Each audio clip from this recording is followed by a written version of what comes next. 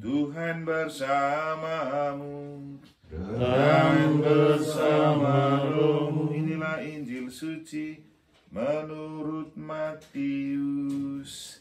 Dimuliakanlah Tuhan. Pada suatu hari, Yesus bersabda kepada ke-12 muridnya, "Janganlah kalian menyangka bahwa aku datang untuk membawa damai di atas bumi. Aku datang bukan untuk membawa damai, melainkan pedang. Sebab aku datang untuk memisahkan orang dari ayahnya, anak perempuan dari ibunya, menantu perempuan dari ibu mertuanya, dan musuh orang ialah seisi rumahnya.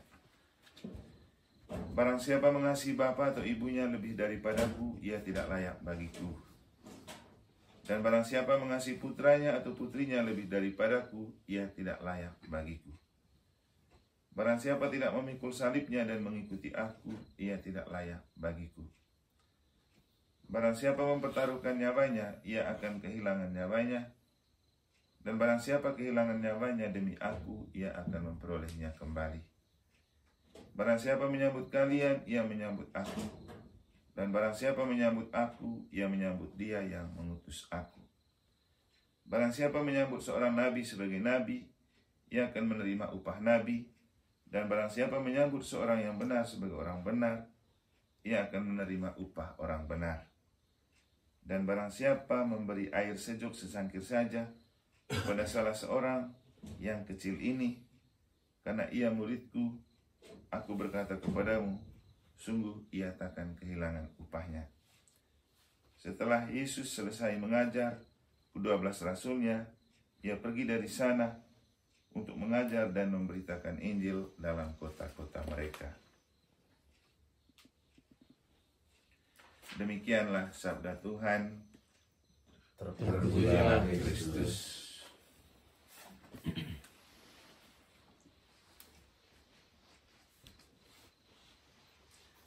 Bapak, Ibu, Saudara-saudari, dalam hubungan dengan anak kita Ziva dan juga keluarga kecilnya Denny dan Atri yang mensyukuri ulang tahun perkawinan yang pertama kemarin, juga dalam hubungan dengan cerita tentang Santo Bonaventura, orang kudus yang kita peringati hari ini, dan Injil, kita dapat menangkap beberapa hal ini yang bisa kita maknai. Pertama, Bonaventura itu hidup di Italia Tengah. Waktu kecil ia sering sakit-sakit. Karena dia sering sakit-sakit, orang tuanya bawa dia ke Fransiskus Assisi. Lalu didoakan oleh Fransiskus Assisi, kemudian ia sembuh, dan kemudian dia jadi imam. Ia sudah membina hidup rohaninya dari kecil, karena ia didoakan oleh Santo Fransiskus Assisi.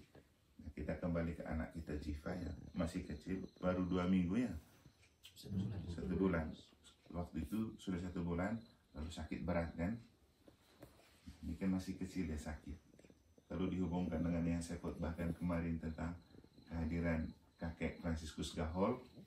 Lagi-lagi kita kembali ke Santo Fransiskus yang menyelamatkan Bonaventura kecil adalah Fransiskus Assisi. Nah, tadi juga kita mampir di kuburnya Manggau Fransiskus Gahol, lalu di sana berterima kasih juga untuk kesembuhan anak dan cucu kita ini, karena waktu malam pertama kita sampaikan, kita buat tenghang untuk Pak Pembayi berterima kasih kepada Manggau dan Dembu, karena waktu Ziva sakit juga minta kepada mereka kalau bisa selamatkan cucu ini, nanti kalau sudah selamat kami ucapkan terima kasih. Makanya pandai manok di Tedulia pertama itu. Jadi malam ini kita bisa di sini juga kan tidak pernah kita rencanakan. Ternyata justru Tuhan mengantar kita ke sini untuk memaknai peristiwa-peristiwa itu dalam terang sabda Allah dan terang orang kudus. Sehingga saya juga heran tadi ketika baca sedikit cerita tentang Santo Bonaventura. Ternyata punya pengalaman seperti Ziva, masih kecil sering sakit, lalu dibawa ke Santo Fransiskus Assisi untuk didoakan. Nah, ketika dia bertumbuh dan berkembang, dia kemudian menjadi orang yang hebat, bijak, pandai, pokoknya berkhotbah juga bagus. Lalu orang tanya, kenapa kamu bisa sehebat dan sepandai ini? Langsung dia tunjuk ini salib Yesus ini. Langsung dia bilang, inilah orang yang membuat saya hebat. Nah, dalam Injil Yesus bilang apa? Siapa yang memanggul salibnya, siapa yang tidak bisa memanggul salibnya, ia tidak layak mengikuti aku. Tapi siapa yang bisa memikul salibnya, ia layak menjadi muridku. Juga dalam hubungan dengan anak kecil tadi ada kata-kata gini, dan barang siapa memberi air sejuk secangkir saja kepada salah seorang yang kecil ini, karena ia muridku, aku berkata kepadamu, sungguh ia takkan kehilangan upahnya. Dan itu waktu Ziva sakit kan anak kecil, pasti perhatian itu, kasih dia minum, kasih dia makan, atau bahkan dengan infus dan segala macam kabel yang dikenakan pada dirinya, itu kan cara kita memberi secangkir air karena dia anak Tuhan, dan kita akan dapat berkat. Nah, saya sendiri waktu Ziva ini sakit, sudah di ICU, kan dalam perjalanan ke Jakarta untuk pertemuan pengurus Unio Indonesia seperti yang saya ceritakan di gereja kemarin. Jadi saya itu juga tidak tenang di jalan karena membayangkan anak kecil, masih kecil, lalu penuh dengan kabel-kabel, infus itu kan, wah setengah mati sekali. Orang tua saja yang karena sering saya kasih pergi minyak suci di rumah sakit, tidak tega lihat orang dibantu dengan alat untuk hidup. Itu orang tua. Seringkali saya pergi kasih minyak suci orang-orang. Lalu yang saya bayangkan ini anak kecil harus beginiin, betapa setengah matinya. Kadang-kadang juga saya terharu sekali dan tidak rasa meneteskan air mata di pesawat. Tapi 2 kali saya doa di pesawat itu juga sebelum pergi. Doanya seperti ini tadi, ini kan salib untuk kita. Dan mungkin dengan ini Tuhan menguji kita untuk menunjukkan seberapa jauh kita berpasrah kepada kekuatan Tuhan. Kemudian doanya, ya Tuhan tahu anak sekecil ini pasti tidak bisa menderita. Tapi kalau Tuhan mau memakai dia untuk penderitaan ini untuk orang tuanya makin beriman, untuk kami makin beriman, untuk juga menguji iman kami, ya silakan Tuhan menunjukkan jalan terbaik. Ya sudah, akhirnya kan 1 minggu di ICU ya, kemudian mulai membaik. Nah, untuk saya sendiri itu membahagiakan. Artinya doanya terkabulkan. Dan untuk kita pesannya sangat jelas, apalagi untuk Denny dan Atri dan untuk kita semua. Itulah salib awal dari kehidupan kita yang kalau kita diberikan salib, itu karena Tuhan mencintai kita. Itu perlu kita maknai. Jangan berpikir salib dan penderitaan hidup itu kutukan atau Tuhan tidak peduli, bukan. Yesus itu diberikan salib karena Tuhan sayang pada Yesus. Jadi kepada Yesus Tuhan bilang, engkaulah anak yang kukasihi, kepadamu lah hatiku berkenan. Kok disuruh memanggul salib dan mati di salib? Itu kasih sayang seperti apa? Tapi ketika Tuhan memberikan Yesus itu salib dan harus memanggulnya, Bapa juga tahu caranya membuat Yesus sukses. Makanya Yesus itu waktu doa di Taman Getsemani, dia bilang apa? Dia rasa bahwa dia tidak mampu sebagai manusia. Dalam sebuah pergulatan panjang, dalam doa di Taman Getsemani, akhirnya Yesus menemukan diri, dia tidak bisa. Lalu dia bilang apa? Bapa, kalau saja Bapa mau, biarkanlah piala ini berlalu daripadaku, tapi bukan menurut kehendakku, tapi kehendak-Mu yang terjadi.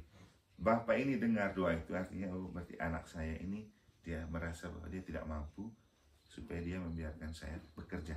Hasilnya, Yesus itu walaupun dicambuk, saya pergi ke tempat di mana Yesus dicambuk, ditampar, ditendang, itu berserakan darah di bawahnya, di rumah Pilatus. Kalau manusia, jangankan dicambuk, dipukul, diborgol, 1 kali terantuk saja bisa mati. Ini sudah dipontang-panting, setelah itu disuruh panggul salib, jatuh 3 kali, sambil ditendang. Tapi bisa sampai ke Golgota. Dan sampai di Golgota, Yesus tidak langsung mati. Yesus itu mati bukan karena kehebatan para serdadu memukul dan menyiksa dia. Tapi setelah Yesus bilang begini kepada Bapa, Bapa sudah selesai, ke dalam tangan-Mu kuserahkan nyawaku. Itu baru dia mati. Karena dia menyerahkan nyawanya. Kalau tidak, kita mati. Jadi nyawa itu adalah roh yang diberikan Bapa untuk memampukan Yesus sehingga menjalankan tugasnya sampai selesai. Sampai dia ngaku Bapa sudah selesai. Lalu dia mati. Tapi kematian itu yang menghadiahi kebangkitan. Karena cerita tentang salib dan penderitaan tidak berakhir pada perjalanan dari rumah Pilatus sampai ke puncak Golgota. Karena yang paling penting, ternyata itu adalah jalan menuju kemuliaan, kebangkitan. Tanpa salib dan kematian, tidak ada kebangkitan. Sehingga kalau Yesus bilang, siapa yang mampu memanggul salib, ia layak menjadi muridku. Artinya apa?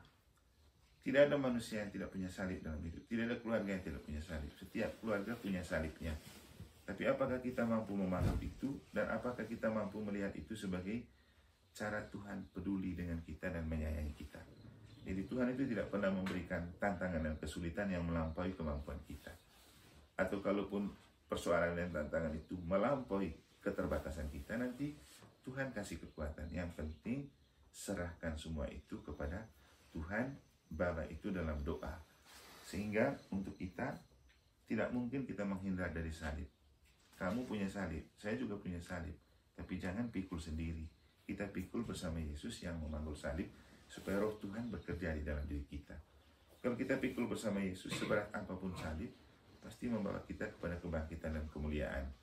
Nah, kita memaknai penderitaan anak Ziva itu adalah salib pertama yang dipikul. Masih ada salib lain yang lebih berat. Tapi tidak usah takut. Siapa yang memanggul salib bersama Yesus pasti akan sampai ke Golgota dan menikmati kebangkitan. Sehingga paling penting kembali ke motonya Kakak Suster ya. Dalam moto dia punya kaul, segala perkaraku kutanggungkan di dalam Dia yang menguatkan aku. Itu juga yang dipakai oleh Bapak Cia waktu dia di Dompu. Dan saya pikir itu juga perlu kita pahami semua. Kita punya banyak perkara dan persoalan hidup yang kita tidak mampu menyelesaikan dengan kekuatan dunia dan kekuatan manusia. Tapi justru karena itu kita berpasrah kepada Tuhan. Dan Santo Paulus dalam bacaan hari Minggu kalau tidak salah, minggu lalu bukan minggu ini, dia bicara begini. Ketika dia menemukan ada kekurangan dalam dirinya, dia ngomel kepada Yesus. Dia bilang, Yesus seperti ada iblis yang bekerja seperti duri dalam daging di dalam diriku. Coba kalau Yesus mau cabut saja itu iblis, biar saya bisa melayani dengan baik. Apa Yesus bilang? Paulus, cukuplah kasih setiaku bagimu. Karena kalau aku mengambil kelemahan itu, engkau sombong dan angkuh. Tapi kalau saya biarkan itu bekerja dalam dirimu, engkau menemukan dirimu lemah, lalu kau meminta saya membantu menguatkanmu. Ya langsung dia bilang, ya sudah Tuhan. Akhirnya setelah itu Paulus bilang apa? Aku bangga dengan kelemahanku, karena justru ketika menemukan diriku lemah, aku membiarkan kekuatan Tuhan bekerja di dalam diriku. Nah, ini juga teks yang ternyata waktu saya habis di Kute itu, ini teks bacaan kedua. Makanya setiap kali hari Kamis Putih saya misa sendiri, saya baca lagi teks bacaan waktu saya ditabiskan di Kute, dan itu sangat menguatkan saya. Karena dalam bacaan kedua itulah cerita tentang Paulus menemukan kelemahan, karena saya juga imam yang lemah dan rapuh. Tapi ternyata kelemahan itu dibiarkan Tuhan bertumbuh di dalam diri, supaya dengan itu kita membiarkan kekuatan Tuhan bekerja. Dan itu yang membuat kita enjoy begitu.